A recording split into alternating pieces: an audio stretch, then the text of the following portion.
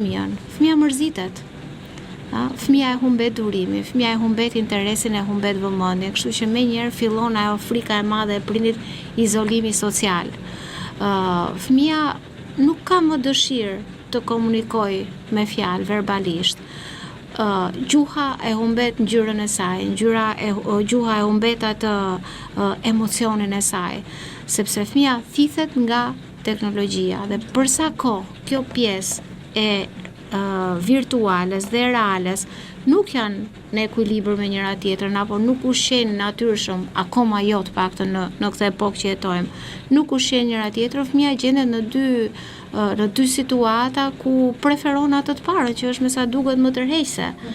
Kështu që fëmia nuk hyn ndoshta në gjuhë ashtu si dikur dhe izolimi social përrethoj ndodh dhe shpërthimi i sjelljeve përrethoj ndodhin dhe kemi një fëmijë i cili ndoshta ka edhe më pak vetbesim kur është atje në këndin e lojrave apo kur duhet luajë me fëmijët apo kur duhet komunikojë një nevojë apo një emocion të tij.